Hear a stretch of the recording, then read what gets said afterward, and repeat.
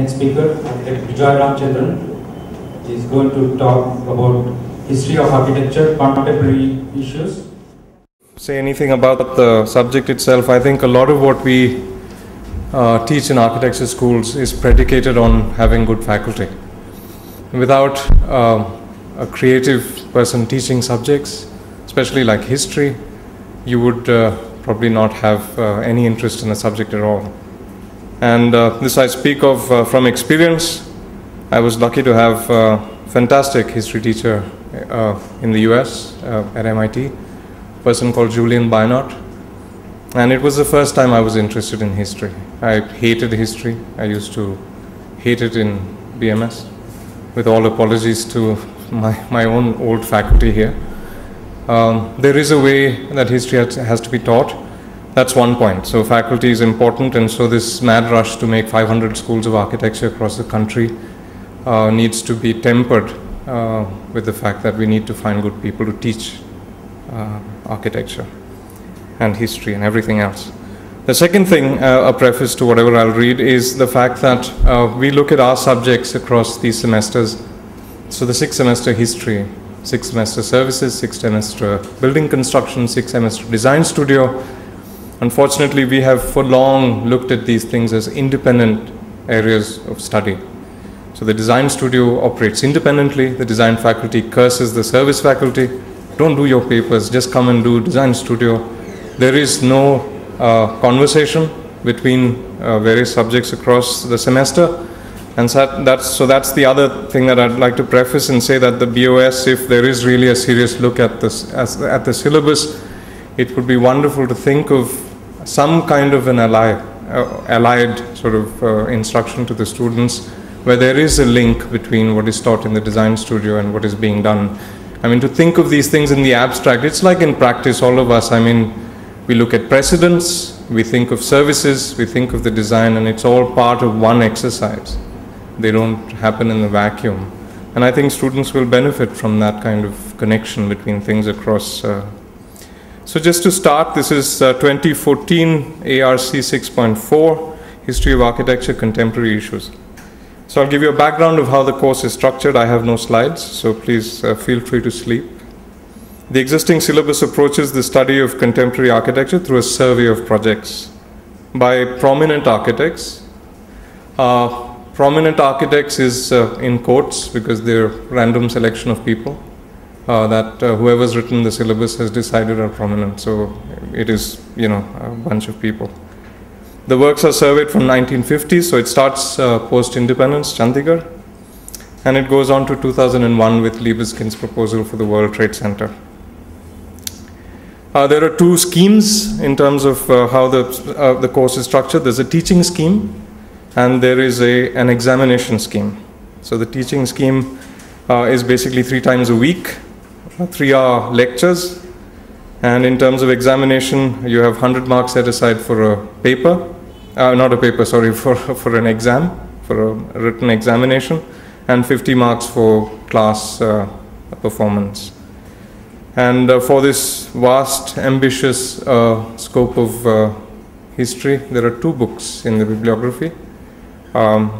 There's one on contemporary architects by Colin and Anley, and then there's a fairly good book on Indian architecture, which is called Modern Architecture in India by Baga, Sarabjeet Baga, which is, and so the first book is 1987, the second edition, and which is the contemporary architects from 1987, and the second book is 1993, which is also a long time ago. So it's very easy, actually. I thank Bharath for suggesting history, because it is really tabula rasa in a way. Anything we do will improve this course. My concerns with history. I have 5 concerns, and there are actually thousands if you read through that, but I have 5 quick concerns.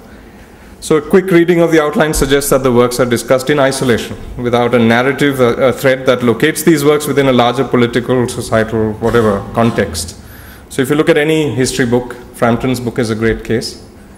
There is actually a framework within which the work is considered, any work.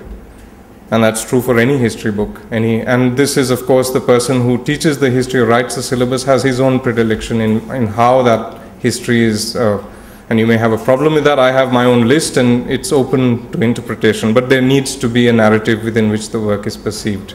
Architecture does not appear or does not happen in isolation. And sometimes these narratives are stretched, but so be it, it's important to think of architecture as part of a larger continuum, which unfortunately as architects we don't often do. And that's primarily because of the way it's taught. The course is audacious in scope. So the semester covers some 70 years of global architecture, history, and it includes approximately 40 architectural projects for review. So 70 years of global architecture, I mean, I could have a course just on Corbusier or just on one building of Cannes for a whole semester, and you're talking about 70 years and 40 projects and global architecture. So there's Indian history, whatever, the whole world, right? The third concern is teaching and examination schemes do not include time for any kind of seminar, any kind of exchange with the students. It's basically lectures. So there's no pin-ups, there's no practicals, there's no studio-like environment, and history, I think, is wonderful, exactly like Professor Rajan suggested, and subsequent speakers have said there needs to be a real engagement with the subject in terms of physically sort of either experiencing or drawing or investigating, not just sort of receiving. And the final evaluation is heavily dependent on an examination, and this I think we should throw out exams for history, because I don't remember anything that I did in an exam in history. I remember what I wrote in a paper for Julian in memory and architecture, and that's because I was forced to make a commitment to something, to write about something, to make up a subject on which I can write. And it may be a banal thing, my paper is rubbish of course, but it still forces you to read and to think and to articulate. And as we know, at least from my experience, and my experience is pretty dated now, I never wrote a single paper in my 5 years of architecture. And I went to the US and I was floundering because I just didn't know how to write more than maybe 150, 200 words. So we're all sort of experts in the summary, and we have no idea how to expound and defend and articulate. So that's very important that we don't rely on an exam, because an exam forces you to summarize. The suggested, and the fourth one, the suggested bibliography is obviously insufficient for the scope of the course. The books that are suggested are fairly decent books, but there are thousands of others that one can think of for a course like this.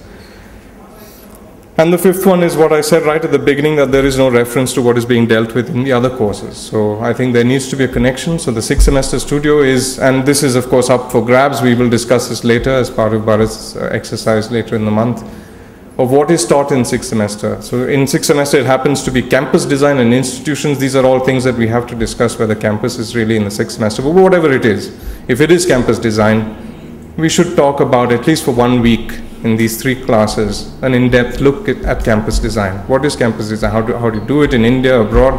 Do a reading list, so that they're not doing it as part of studio, but they're doing it as part of history. It's part of that course, and now and the students infer from this experience. So these are my 5 concerns. I have a few proposals. The first proposal, of course, is, and these proposals are, of course, you've already understood them from my concerns. The first one is it is important to create a structure for the course so that the projects studied are seen as representative of key issues. So what are those some key issues? And there are thousands, right?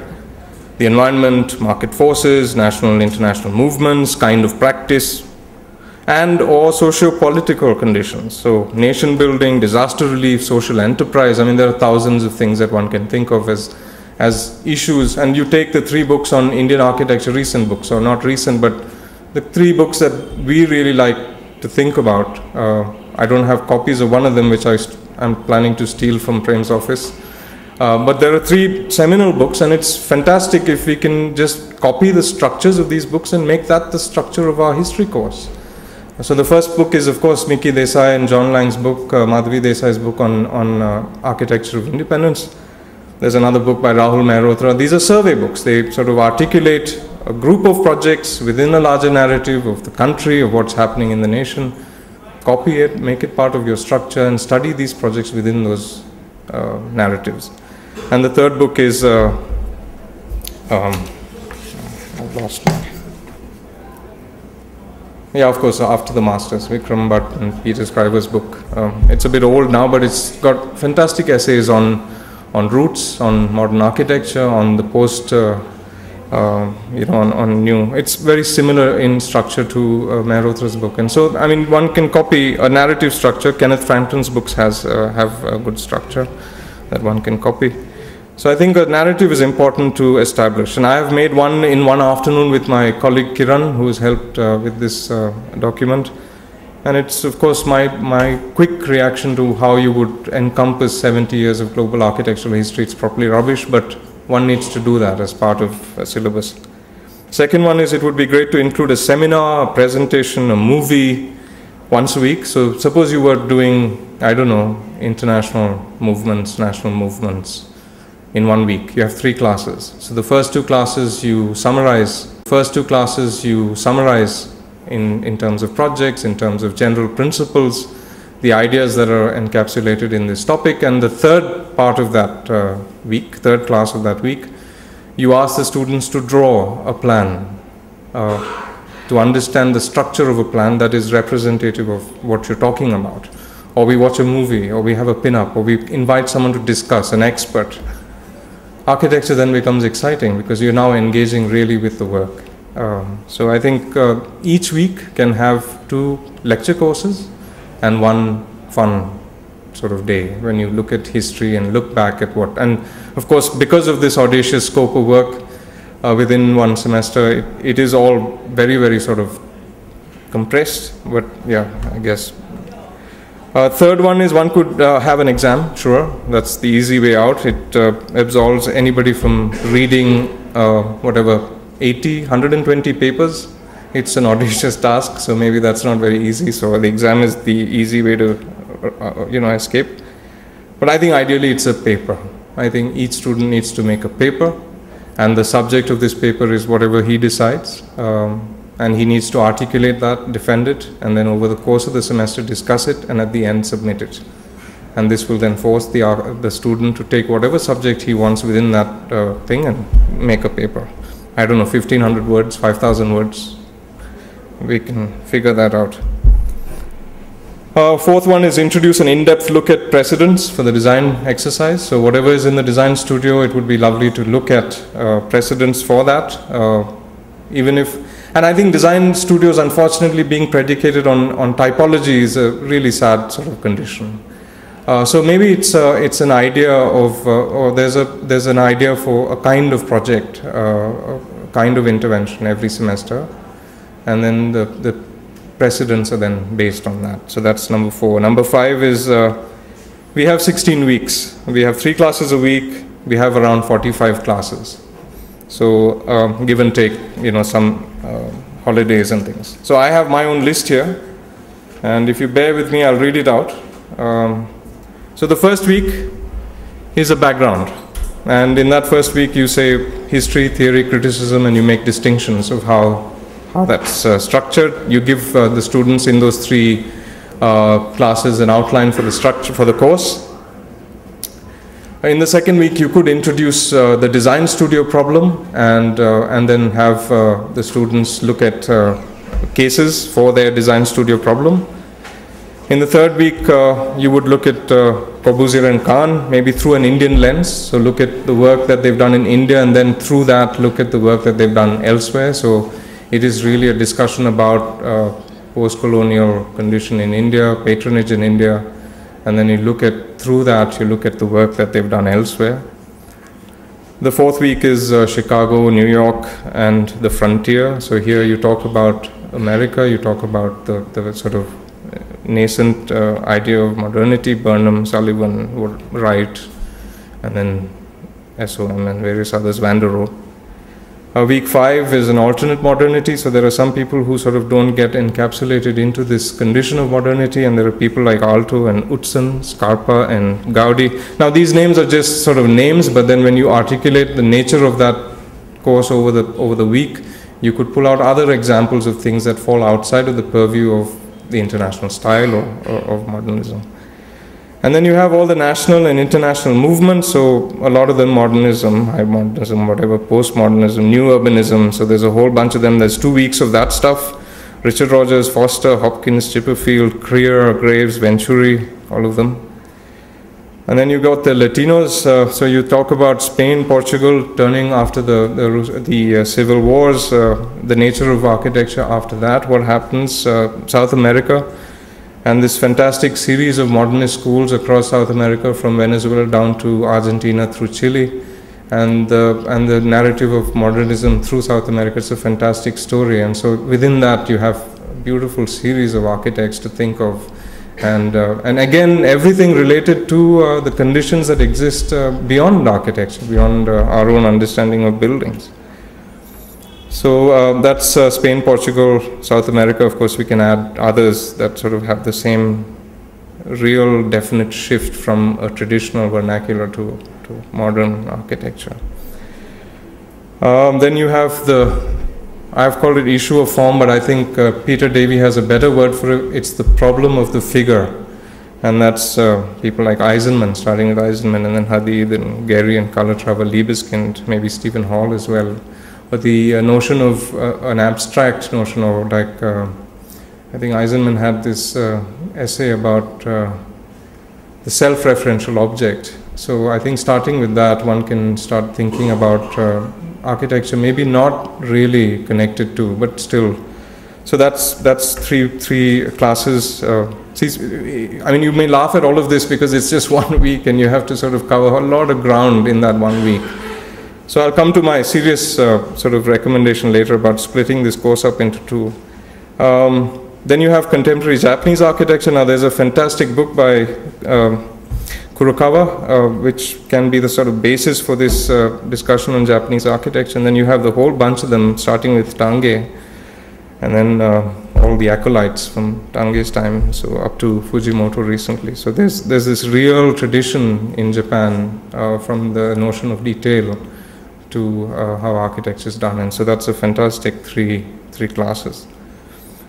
And then you have 3 weeks, so that's 9 classes of architecture in the subcontinent. And I've included the subcontinent because of Qazi Ashraf's fantastic exhibition in the Architecture League, where he took 4 architects from the subcontinent, Bangladesh, was Bangladesh, or at least India, Pakistan, and, well, there were 4 architects, Korea and Doshi were in there, and it's a beautiful look at, so the 3 classes of the subcontinent, or maybe you have the first class is a background, and then you have the new Indian identity with all of these, masters, and then current issues. And I think the current syllabus does not really recognize that history keeps evolving, that it is going to change, and that you have new things to think of.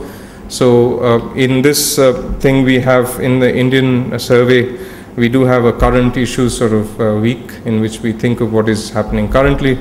And Raul's book on the impatient capital is a fantastic chapter. It's stuff that we disregard as academics. People like Sanjay Puri, Hafiz Contractor, they represent a real architectural narrative which we can't ignore. And so they need all to be thought of and articulated as part of the course.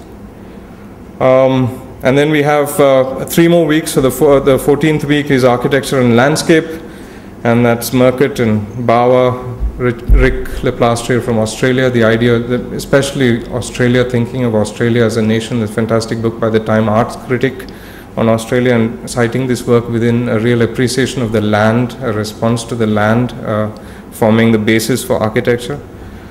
15 is material practices. So like Srinivas was talking about, what is it about the material that informs practice? And there are numerous people to think of in that regard. There was a beautiful essay in the Architectural Design magazine made in India, which again Qazi edited, and there's an essay on, he had a different list of people, but there is a real notion today in architecture, at least in India, about this kind of a craft-based practice. And there are numerous people, of course, Todd Williams and Zumthor being the sort of reigning deities of that kind of work. But there is also in India this notion. And in India, I think we have the last vestiges of a real craft, a possibility of a real craft practice, because there is still a lot of fabrication, and so it may be something interesting to talk about. And the last week is open for current issues. So whatever is current, we talk about it in general, and it opens the course up so that there is a change every year you teach it, every semester you teach it.